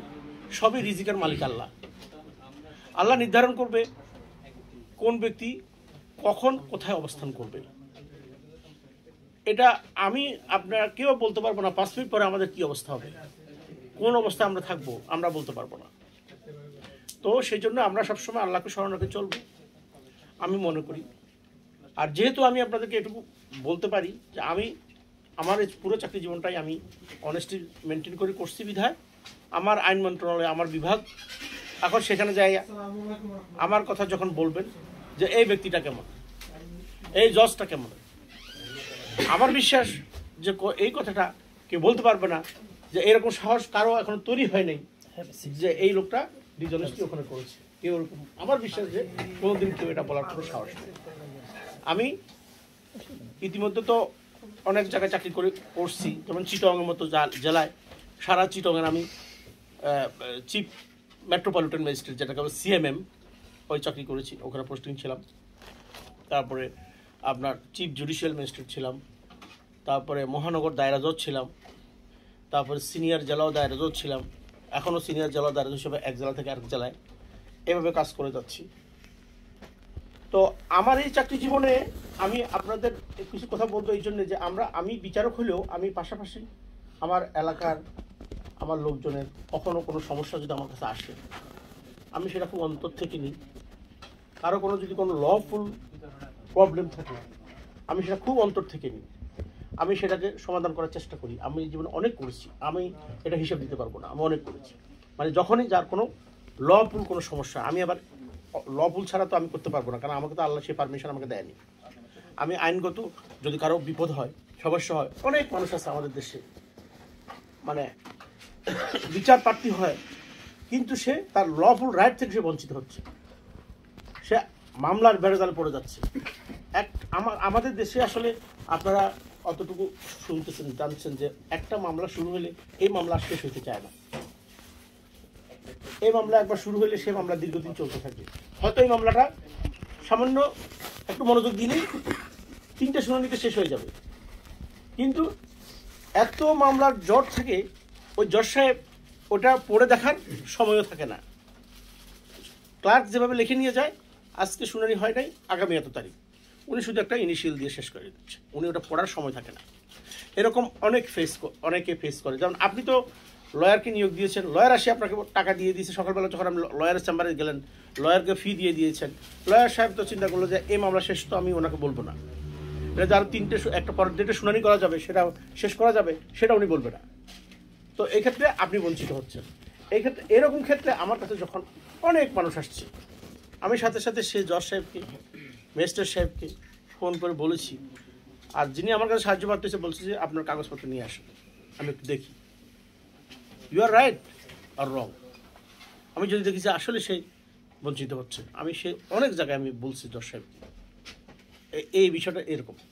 ভেরি রিসেন্টলি একটা ঘটনা বলি, আমার এক রিলেটিভ আমার কাছে এক ভদ্রলোককে পাঠালেন, ওনারা ভাই বোন মালিক, সেগুনবাগিচা একটা ফ্ল্যাট বাড়ির, ওনার বাবা ওকে মালিক।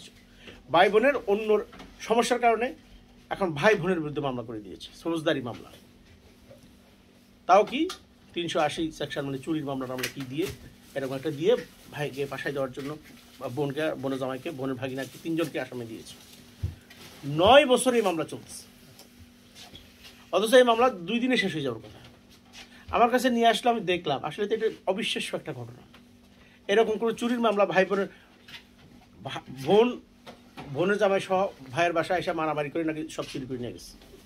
এটা তো আসলে ঘটনা এটা না, সম্পত্তি নিয়ে অন্য জায়গায় বিরোধ, সেটা মামলাটা এখানে করেছে। 9 বছর এই মামলা ঘুরতেছে, শুধু একজন সাক্ষী দিবে, মামলা যিনি তদন্ত করছেন আয়ো সাহেব আসি সাক্ষী দিচ্ছে না, সেজন্য মামলা শুধু আয়ো সাক্ষীর জন্য পড়তেছে। আজকের ডেট আয়ো উপস্থিতির জন্য, সাক্ষীর জন্য, আয়ো মানে তদন্তকারী কর্মকর্তা, ইনকোয়ারি অফিসার, তো আজকে আয়ো উপস্থিত হয় নাই, আগামী এত তারিখ, এভাবে 9 ইয়ার্স। এখন আমার কাছে যখন দিল, আমি তখন বললাম কি বঞ্চনা শিকার লোক। আমি ওই ম্যাজিস্ট্রেটকে ফোন করলাম, বললাম যে ভাই তুমি নথিটা বের করো, মামলার ফাইলটা বের করো। তখন সে বললো স্যার আমার তো একটু আমি বের করে আপনাকে ফোন করব। সে পরের দিন বের করে আমাকে কল ব্যাক করলো, স্যার আপনার নথিটা দেখলাম। আমি বলো এটা কী বিষয়? বলে স্যার এটা আয়োর তদন্তের জন্য, সাক্ষীর জন্য আছে। কত বছর আছে? বলে স্যার এটা তো 4 বছর এইটার জন্য চলতেছে। আমি তো বুঝতেছো তো, এটা কেউ শেষ করে না কেন? বলে স্যার এটা আসলে এখন সবাই ভয় পায়, আয়ো সাক্ষী ছাড়া মামলা শেষ করে দিলে আবার ওই জজ সাহেবকে আবার ঊর্ধ্বতন আদালত কোয়ারি করে কিনা যে একজন সাক্ষী রয়ে গেছে, তুমি কেন মামলাটা শেষ করে দিলা। তো আমি বললাম যে তুমি এইভাবে লেখো, আমি তাকে ফোনে ডিকটেশন দিচ্ছি, তুমি এইভাবে লেখো যে মামলাটা এত তারিখ শুরু হয়েছে, মামলাটা এত তারিখে সাক্ষীর জন্য আসছে, এতজন সাক্ষ্য দিয়েছে, এই আয়ো সাক্ষীর জন্য এত তারিখ ফিক্স হয়েছে, এতগুলো ডেটে এই তারিখে এত তারিখ পর্যন্ত আয়ো সাহেব উপস্থিত হয় নাই। আগামী এত তারিখ আয়ো সাহেবের উপস্থিতি বাধ্যতামূলক, এবং এটার জন্য পুলিশের আইজিকে পাঠাও, স্বরাষ্ট্র সচিবকে পাঠাও নোটিশ যে তাকে আগামী এত তারিখ পর্যন্ত হাজির করতে হবে, অন্যথায় সে তারিখে মামলা নিষ্পত্তি হবে। শর্ট ডেট একটা দিয়ে দাও, 15 দিনের একটা ডেট দিয়ে দাও, এবং তাই দিচ্ছে। আয়ো সাহেব আসে নাই, মামলা শেষ করে দিচ্ছে। Thank you. তো এরকম একটা ছোট্ট একটা ইনস্ট্যান্স, মানে উদাহরণ আপনাদেরকে আমি বললাম। এরকম অনেক ক্ষেত্রে মানুষ সাফার করে। তো এই ধরনের অনেক বিষয় আমি চেষ্টা করেছি, যখন আমার কাছে আসে সেগুলি আমি চেষ্টা করি। আর আপনাদের সাথে আমার আজকে এখানে যে বসা, আসলে আমার এটা খুব ভালো লাগছে যে আপনারা এই প্রবাস জীবনে আপনারা এখানে অনেক কষ্ট করেই আসলে এইসব নিজের দেশ ছাড়া অন্য দেশে সার্ভাইভ করতে গেলে নিজেকে অনেক কষ্ট করতে হয়, অনেক পরিশ্রম করতে হয়, অনেক ধরনের ত্যাগ তিতিক্ষা করতে হয়, সব কিছু ওভারকাম করে আপনারা এখানে আছেন। তো আমি আপনাদেরকে বলবো যে আপনারা সবাই এখানে যে সমিতি আছে, আমাদের ফেনী সমিতি, সবাই আন্তরিকভাবে থাকবেন, পারস্পরিক সহযোগিতা করবেন, এটা এখানে আপনারা হয়তো সবাই অনেকে ব্রিটিশ নাগরিক হয়ে গেছেন, পাসপোর্ট পেয়েছেন, বা কেউ পাবেন, কেউ পাওয়ার অপেক্ষা আছেন, এরকম আছেন। কিন্তু তারপরেও অ্যাজ হোল যিনি ব্রিটিশ পাসপোর্ট পেলেও উনি সেকেন্ড সিটিজেন, উনি ফার্স্ট সিটিজেন না, কারণ উনি অভিবাসন হয়ে আসছেন। ওই জোহরান মামদানি ওখানে মেয়র হয়েছে, তারপরেও তার বিরুদ্ধে অভিযোগ আসতেছে সে অভিবাসন প্রক্রিয়ার মাধ্যমে সে আছে। এরকম একটা সেকেন্ড সিটিজেনের একটা ব্যাপার থাকে, যতই পজিশনে চান না কেন। তাহলে এত কষ্ট করেও আপনারা এখানে সারভাইভ করছেন, আপনাদেরকে অশেষ ধন্যবাদ যে আপনারা এত কষ্ট করেও এখানে এত সুন্দরভাবে আপনারা সবাই পারস্পরিক সহযোগিতার মাধ্যমে আপনারা এই আপনাদের দৈনন্দিন কর্মকাণ্ড এখানে চালিয়ে যাচ্ছেন, এবং সার্বিকভাবে সবার সাথে সবার সহযোগিতাও আছে, আমি বুঝতে পারছি। তো এটা আমি আপনাদের কাছে আশা করব যে আপনারা ভবিষ্যতেও এভাবে আপনারা থাকবেন, প্রবাসী জীবনে সবাই সবার খোঁজখবর নেবেন যতটুকু পারেন। আর ফেনী সমিতি যেটা বলতেছি, এরকম একটা সমিতি থাকলে এটা খুবই ভালো। আমি ব্যক্তিগতভাবে বিচারক, কিন্তু আমি আপনাকে বলি আমি 18 BCS এর মাধ্যমে কর্ম বিভাগে আসছি। 18 BCS এ আমাদের সর্বসাকুল্যে সরকারের 27টা ক্যাডার থেকে অফিসার অ্যাপয়েন্টমেন্ট হয়েছে। 27টা ক্যাডারে মিলে আমাদের একটা ফোরাম আছে। এই ফোরামের নাম হলো 18 BCS ফোরাম। এখানে প্রশাসন ক্যাডারের অফিসার আছে, পুলিশ ক্যাডারের অফিসার আছে, ট্যাক্স ক্যাডার আছে, কাস্টমস ক্যাডার আছে, বিচার ক্যাডার আছে, সব ক্যাডার আছে। তো আপনাদের দোয়ায় আমি এই ফোরামের একবার সভাপতি ছিলাম, আমি একবার যুগ্ম সহসভাপতি ছিলাম, একবার সভাপতি ছিলাম। তো আমার লেভেলে যারা সরকারের বিভিন্ন পর্যায়ে আছে তারা সবাই এখন সরকারের উচ্চ পর্যায়ে। যারা পুলিশ বিভাগে আছে তারা এডিশনাল আইজি, ডিআইজি, যারা প্রশাসন ক্যাডার আছে তারা অতিরিক্ত সচিব সবাই, যারা কাস্টমসে আছে তারা কাস্টমস কমিশনার, যারা ট্যাক্সে আছে তারা ট্যাক্স কমিশনার। এরকম আমি যেহেতু ওই সমিতির সভাপতি ছিলাম, সবার সাথে আমার মোটামুটি মোরলেস এখন যারা সরকারের মূল পর্যায়ে আছে আমার একটা ব্যক্তিগত যোগাযোগ সবার সাথে আছে। তো সেই জন্য বলবো যে আপনারা, আমি এখানে আসছি আপনাদের সাথে, যাদের সাথে আগের পরিচয় ছিল তা তো আছেই, যাদের সাথে আগের পরিচয় নাই আজকে আমার সাথে পরিচয় হচ্ছে, আপনারা মনে করবেন যে আপনাদের একজন ভাই। আমি এটুকু আশ্বাস করতে চাই আপনাদেরকে যে আমি ল পুলি থেকে আপনাদের সর্বোচ্চ যতটুকু, কারো যদি কোনো সমস্যা হয়ে থাকে কখনো দেশে, যদি আপনাদের কোনো সমস্যা থাকে, কারো কোনো ব্যক্তিগত সমস্যা থাকে যেটা আপনারা সমাধান করতে পারছেন না বা সমাধান করার সুযোগ হচ্ছে না, সেক্ষেত্রে যদি আপনারা সেরকম কোনো সহযোগিতা আমার কাছে চান, আমি অবশ্যই আপনাদের সেই জায়গায় সহযোগিতা করার চেষ্টা করবো ইনশাআল্লাহ। হ্যাঁ, আর ভাই কি কোনো প্রশ্ন করছিল? একটা দুইটা প্রশ্ন করছিল না, এটা পরে আরেকটা উত্তর চলে আসছে। বাংলাদেশে যারা আমাদের আছে নতুন প্রজন্ম করতেছে, তাদের জন্য আপনার কি নির্দেশনা থাকবে যে আমরা এখান থেকে তাদেরকে কি সাপোর্ট দিতে পারবো? হ্যাঁ, ল আসলে একটা গুরুত্বপূর্ণ সাবজেক্ট। এটা আমি বলি যে প্রত্যেক মানুষেরই ল একটু জানা দরকার। যারা ল পড়াশোনা করেন নাই তারাও কিন্তু কিছু ল তাদের জানা থাকলে ভালো হয় নিজের প্রয়োজনে। লয়ার বলতে আমরা যেমন ল পড়াশোনা করেছি, আমরা ইমিগ্রেশন ল পড়েছি, ইন্টারন্যাশনাল ল পড়েছি, ট্রেড ল পড়েছি, সি ল পড়েছি, উত্তরাধিকার ল পড়েছি, কত যে ল পড়েছি এটা কোনো শেষ নাই। আমি LLM যেটাকে বলে মাস্টার্স অফ ল শেষ করার পরেও আমি অনেক বিদেশি প্রশিক্ষণ নিয়েছি। আমি আপনাদেরকে বলি আমি আমেরিকা, এই ইংল্যান্ডে আমি আসছি, আবার এবারে সেকেন্ড টাইম আমি আরও একবার ইংল্যান্ডে আসছিলাম 2010 সালে। তখন আমি কোথাও যেতে পারি নাই, আমি এক সপ্তাহের জন্য আসছিলাম। আমার সুপ্রিম কোর্টের এক বিচারপতির নেতৃত্বে আমি এখানে আসছিলাম, বিচারপতি আমিরুল কবির চৌধুরী, উনি টিম লিডার ছিলেন, ওনার সাথে আমরা দুইজন আসছিলাম। আমার এক জেলা জজ আসছিল, আমার সিনিয়র, আর আমি তখন ছিলাম যুগ্ম জেলা জজ। আমরা তিনজন আসছিলাম। তখন আমার প্রোগ্রামগুলো ছিল আপনার ওই কমনওয়েলথ সচিবালয়, মেলবোর্ন হাউস যেটা, ওইখানে ইউনিভার্সিটি অফ এসেক্স আছে ওইখানে কলচেস্টারে, ওইখানে আমাদের প্রোগ্রাম ছিল। আর house of commons, house of লর্ডসে আমাদের অধিবেশনে, ওখানে এমপিদের সাথে আমাদের বৈঠক ছিল। এইগুলো নিয়ে আমরা এক সপ্তাহ ছিলাম। আমি আর কোথাও যাওয়ার কোনো সুযোগ হয়নি। আমি ওই অফিসিয়াল অ্যাসাইনমেন্ট ছাড়া আমার আর কারোর সাথে কথা বলার কোনো সুযোগ হয় না। শুধু আমার ওই যে ভাগিনা যে বললো, ওর সাথেই আমার তখন ইয়ে ছিল। ও তখন আসছে মনে হয় 5-6 বছর তখন মাত্র। হ্যাঁ, জাহিদ।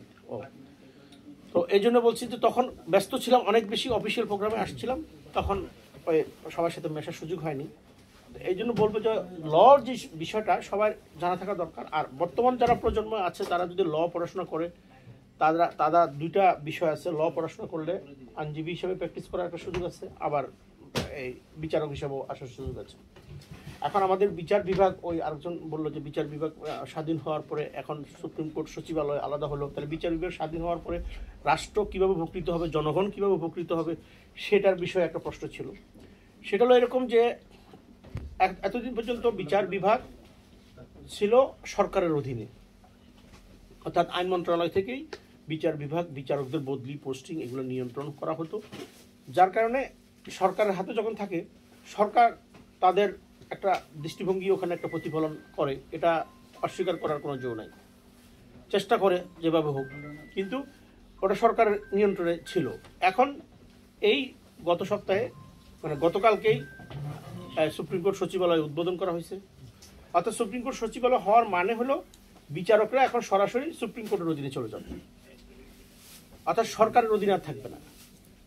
সরকার আর ল মিনিস্ট্রি থেকে বিচারকদের আর নিয়ন্ত্রণ হবে না, এটা সুপ্রিম কোর্ট থেকে হবে। এটাতে সুবিধা হলো বিচারকরা একটু স্বাধীনভাবে তার ডিসিশন দিতে পারবে। এখন যেটা অনেক ক্ষেত্রে প্রবলেমে থাকে, সরকারের একটু প্রেশার থাকে।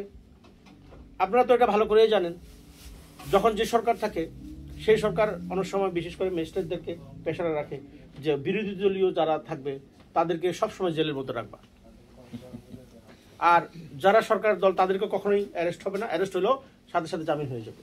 কোনো কারণে যদি গ্রস মিস্টেক করে পুলিশ যদি কোনো সাহস করে অ্যারেস্ট করে নিয়ে আসে, সাথে সাথে তারা যেন আবার সসম্মানে বাড়ি চলে যেতে পারে, সেই ব্যবস্থা করতে হবে। এটা হলো আমাদের এইসব তৃতীয় বিশ্বের একটা সাধারণ দৃষ্টিভঙ্গি সরকারের। তো এইসব জিনিসগুলা রিডিউস হবে। আমি আপনাদেরকে বলি,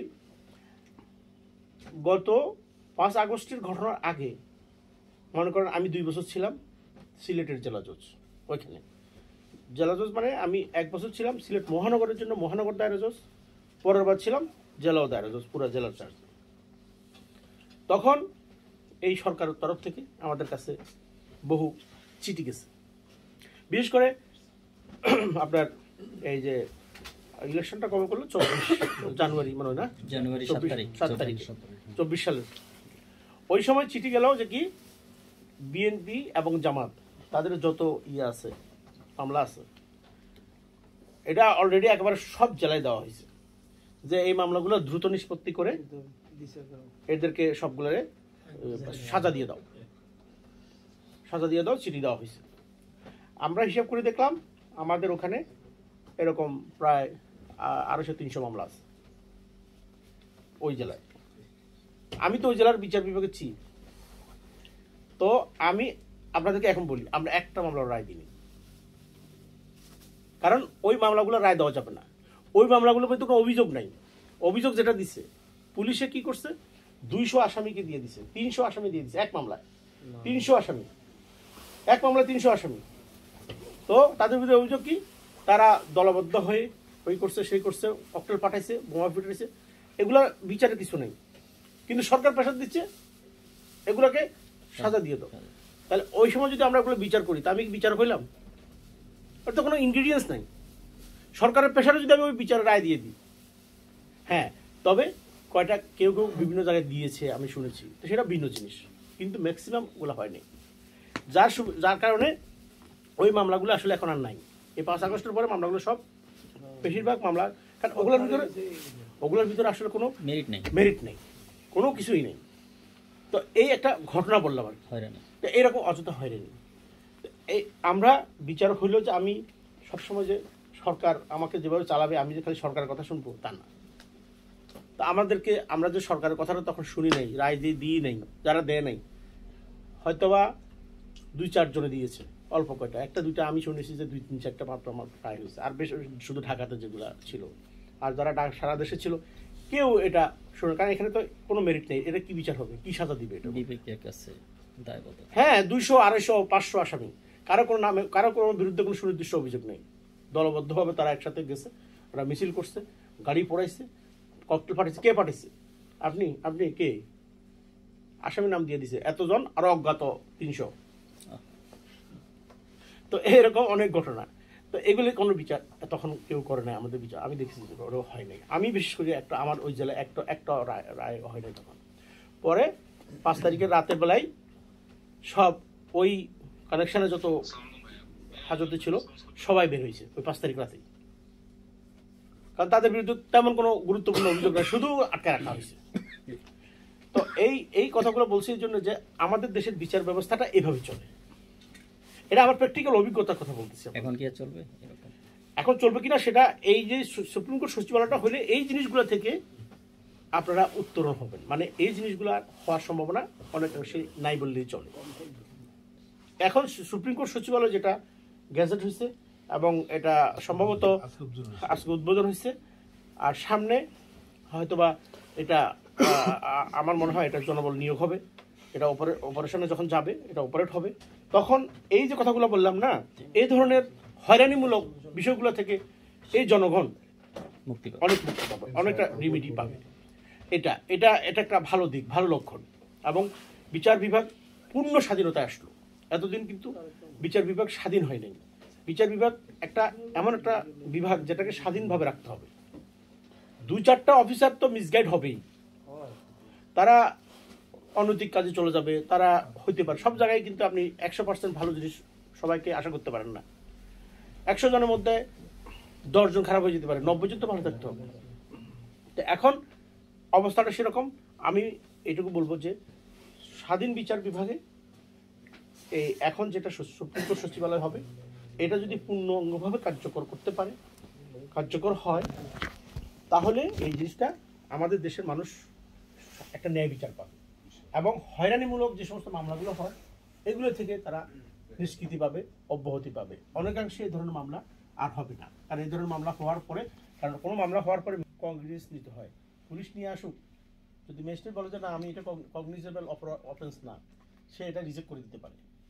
কিন্তু তখন রাষ্ট্রের ওই মন্ত্রীর চাপে, সচিবের চাপে ওই ম্যাজিস্ট্রেট সাহেব আর তখন ওই কথা বলতে পারে না যে আমি কগনিজেন্স নিতে পারবো না, এটা কগনিজেন্স লেভেল না, এটা না নিয়ে উনি কগনিজেন্স নিয়ে মামলাটা ফাইল চালু করে দেবে।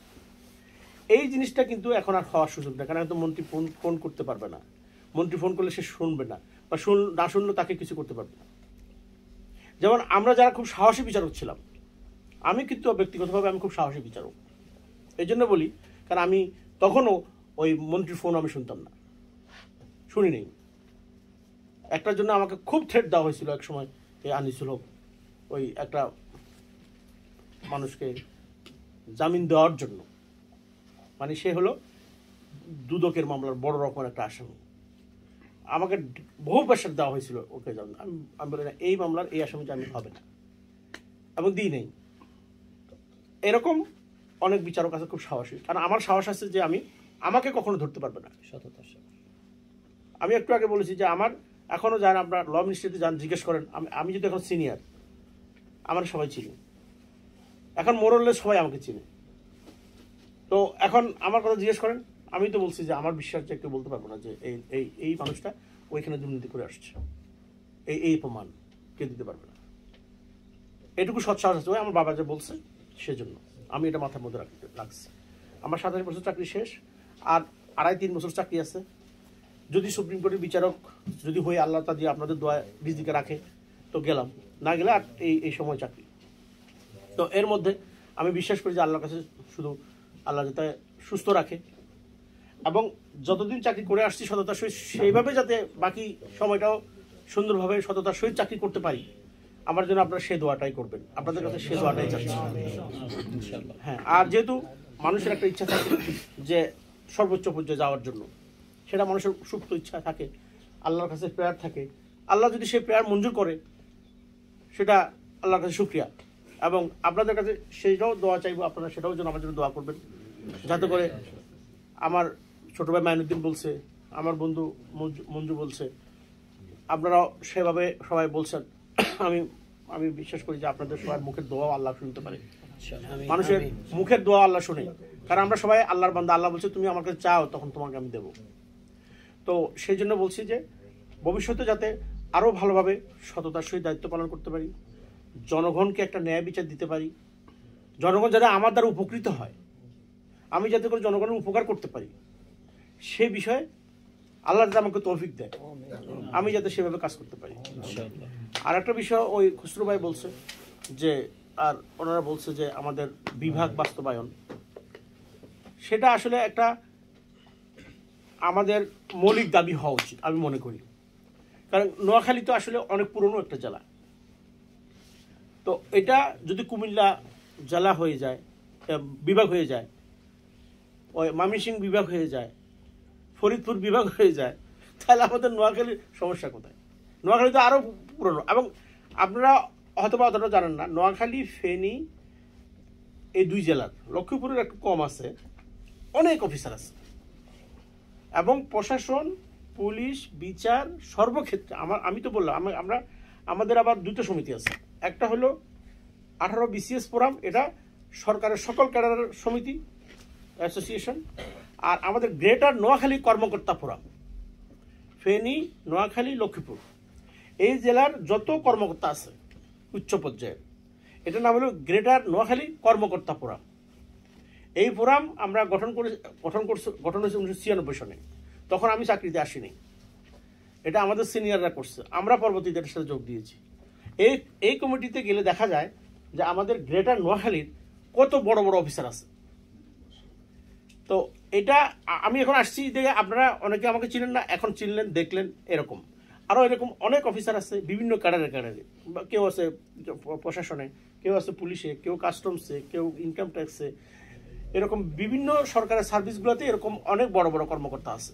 তো সেই বিষয়ে আমরা এটা আমাদের এর আগের একটা মিটিং ছিল, সেখানেও আমরা আলোচনা করেছিলাম গ্রেটার নোয়াখালী ফোরামের এতে। আমাদের সাবেক একজন সচিব বেলায়েত সাহেব, উনি ছিলেন সড়ক সচিব, উনি হলেন এটার এখন সভাপতি বর্তমানে। তো আমরা এটা নিয়ে আপনাদের যে দাবিটা, আমাদের একই দাবি, আমরা তো সবাই চাই এটা। আমরা যেহেতু ওই গ্রেটার ওই অঞ্চলেরই সন্তান, আমরা ওই অঞ্চলেরই প্রতিনিধিত্ব করি, তো আমরা তো চাইবই যে আমাদের এলাকার একটা বড় রকমের, অন্যরা যেটা পাচ্ছে আমরা কেন বঞ্চিত হব, আমাদেরও সেটা হওয়া উচিত। তো সেটা আলোচনার মধ্যে আছে, সেটা আমরা যখনই সুযোগ পাবো আমরা সেটা অবশ্যই সেক্ষেত্রে আমরা জোর দেওয়ার চেষ্টা করব। হ্যাঁ, আর একটা বিষয় আমি বলি যে যদিও আমি বিচারক, আমার এই অন্যান্য সার্ভিসের সাথেও আমার একটা পারস্পরিক সমন্বয় আছে। আপনারা যখনই কোনো সমস্যা বা কিছু মনে করেন আমার দ্বারা আপনাদের কোনো উপকার হতে পারে, তাহলে আপনারা আমাকে নিঃসন্দেহে কোনো সংকোচ ভীতি রেখে যোগাযোগ করবেন আমার সাথে। আমি এটা আপনাদেরকে বলতে পারি। আমার বাবা বলছি যে উনি এরকম আমার এলাকার আমৃত্যু উনি সভাপতি ছিলেন। ওরা সবাই রাত 3টার সময় আমরা ঘুমাইছি, দরজা নক করতেছে পাশের বাড়ির লোকে, উঠেন কাকা উঠেন, আমার একটা সমস্যা বাসায়। কি সমস্যা তোমার 3টার সময়? বলে না, আমার সমস্যা শুনতে পারবেন। উনি 3টার সময় উঠে দরজা খুলে এদের সমস্যা শুনতেন। এবং উনি আমৃত্যু ওই আমার যে দক্ষিণ পালগিরি এই পালগিরি সমিতির উনি সভাপতি ছিলেন। আবার আমাদের ওইখানে একটা বাজার আছে, ওই সমবায় বাজার আর কি, এটার নাম হলো সমবায় বাজার। ওই সমবায় বাজারটা আমার বাবাই চালু করেছিলেন, এবং সমবায় বাজারে আমার বাবা ছিল সভাপতি। এটা অনেক আগে করছে। সেটাতে এখনো আমাদের আছে, এই ঘর আছে, মানে তখন যে বাবাই করতো সেটা আমার ভাই, আমরা 2 ভাই, আমার পরিচিতি আমরা 2 ভাই। 2 ভাইয়ের মধ্যে আমার ছোট ভাইটা ওই এখন ঢাকা কোর্টের এপিপি, ওই সে লয়ার, সে আইনজীবী। তো আমরা 2 ভাই ল পাস করেছি, আমি BCS করেছি, আর সে ল প্র্যাকটিস করছে। আর আমার ব্যক্তিগত জীবনে আমার 2 কন্যা সন্তান আছে।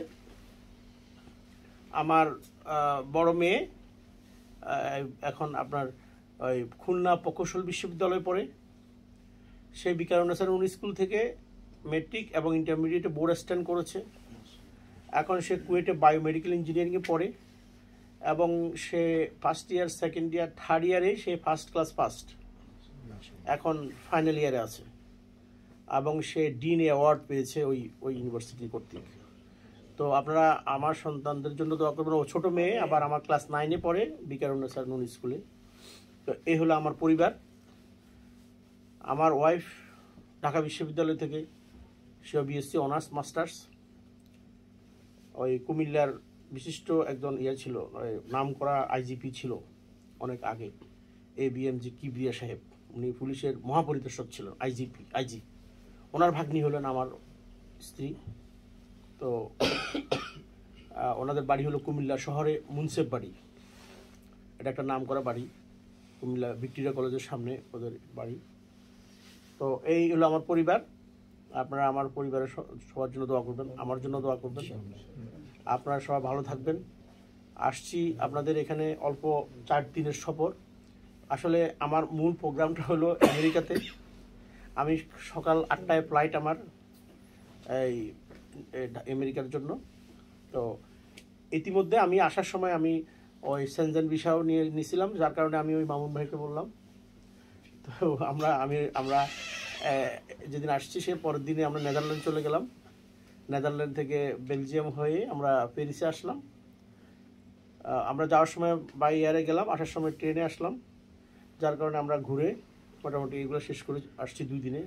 অর্থাৎ আমি 4 দিন আমি খুব ব্যস্তই ছিলাম এখানে। আর অল্প সময় আপনাদের এই ভালোবাসায় আমি মুগ্ধ, আমি আপনাদের ভালোবাসায় খুব সিক্ত, আমি খুব আবেগ আপ্লুত। আপনারা এত ভালোবাসছেন, এত আন্তরিকতা দেখিয়েছেন, এত কষ্ট করে এখানে আসছেন। আমি আপনাদেরকে কি বলবো, আমি খুব কৃতজ্ঞতা চিত্তে আপনাদেরকে এই কথাগুলো, আমার ভিতরের কথাগুলো জানাচ্ছি। আপনারা সবাই এই দেশে প্রবাসে আপনারা ভালো থাকবেন এবং নিজেরা পরস্পর, আমি শুধু একটু বলবো, নিজেরা নিজেদের মধ্যে কোনো কোন দল উপদল এগুলো সৃষ্টি করবেন না, কারণ এখানে দল মত নির্বিশেষে আপনারা সবাই দেশের বাইরে থাকেন। এখানে আপনারা, আমি বলবো যে আপনারা কেউ যদি অন্য মানসিকতা হতে পারেন তাও থাকুক, কিন্তু আপনি তো এখানে প্রবাসী একজন, এখানে সবাই একটু পারস্পরিক সহযোগিতার মতো থাকবেন। কাউকে ওরকম চিন্তা করেন না যে আমি এই দলের চিন্তা করি উনি ওই দলের চিন্তা করেন, এরকম মানসিকতা রাখেন না, কারণ প্রবাস জীবন একটা আলাদা জীবন। এখানে আপনারা সবাই একভাবে থাকার চেষ্টা করবেন, এক ইউনিটি থাকার চেষ্টা করবেন, পারস্পরিক সুখ দুঃখের বিষয়ে খোঁজ খবর নেবেন। যখন শুনেন, আমরা মানুষ বেশি দিন বাঁচবো না, সবার একটা জীবন সীমিত। এই সীমিত সময় যদি যতটুকু পারেন ভালো কাজ করবেন, মানুষের উপকার করার চেষ্টা করবেন। নিজেরটা আগে তো আল্লাহ তাআলা বলছে আগে নিজেকে সেভ হও, তারপর আরেকজনকে সেভ করো। নিজে সেভ নয়, আরেকজনকে সেভ করতে বলে নাই। তো এই জন্য নিজের সার্ভাইভ করার জন্য নিজেকে সেভ করবেন, পাশাপাশি আপনার আপনার যে প্রতিবেশী ভাই আছে তার দিকেও নজর দিবেন, চেষ্টা করবেন। এটুকু অনুরোধ রেখে সবাইকে ধন্যবাদ জানিয়ে আমার বক্তব্য শেষ করছি। আসসালামু আলাইকুম। আমাদের সম্মানিত মেহমানকে, পাশাপাশি যারা অনেক কষ্ট করে আজকে খুব সংক্ষিপ্ত নোটিশে উপস্থিত হয়েছেন, আপনাদের সবাইকেও ধন্যবাদ জানাচ্ছি। আমাদের সম্মানিত মেহমানকে আবারও ধন্যবাদ জানাচ্ছি যে উনি খুব সময় আসার পরেও থাকার পরেও উনি একান্ত নারী টানে ফেনীবাসীর ভালোবাসায় উনি আজকে আমাদের মাঝে এসে উপস্থিত হয়েছেন। আমরা দোয়া করব আল্লাহ তাআলা যেন ওনাকে শুধু বাংলাদেশ নয়, জাতীয় পরিমণ্ডল পেরিয়ে আন্তর্জাতিক পরিয়াটু মহান আল্লাহর কাছে রেখে আমরা খাওয়া দাওয়ার মধ্য দিয়ে আমাদের প্রোগ্রাম শেষ করতে যাচ্ছি। সবাইকে ধন্যবাদ।